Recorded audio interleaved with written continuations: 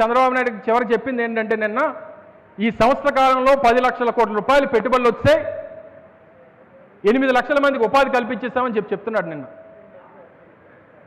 ఈరోజు ఈ లెక్కలన్నీ తీసి చూసి నిన్న పత్రికా సమావేశం అయితే పత్రికా సమావేశంలో అడిగా,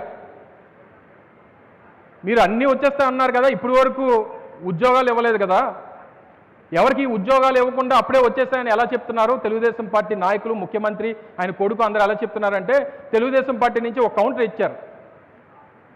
ఆ కౌంటర్ ఏమని ఇచ్చారు? పెళ్ళి అయిపోద్ది, శోభనం అయిద్ది, శోభనం రోజు పిల్లలు పుట్టేస్తారా అని అడిగాడు. ఎవడు శోభనం రోజు పిల్లలు పుట్టేస్తారా అని అడిగాడు. మరి నేను మంత్రిగా ఉన్నప్పుడు కూడా అదే అడిగాను కదా.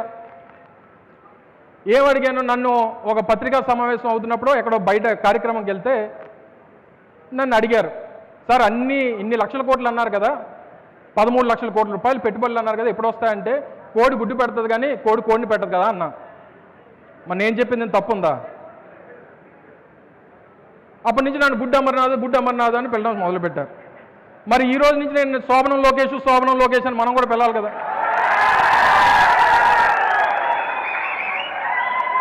అంటే నేను గుడ్డు కథ చెప్తే నేను తప్పు, నువ్వు శోభనం కథ చెప్తే నువ్వు తప్పు కాదా? ఈ రోజు నుంచి నువ్వు శోభనం పెళ్ళికొట్టు లోకేష్ అని పిలుస్తావు. నేను ఎక్కడన్నా ఏదన్నా కొన్ని న్యాయం అర్థం మాట్లాడినప్పుడు, ఏదన్నా చెప్పినప్పుడు చెందినప్పుడు అర్థం ఉండాలి కదా.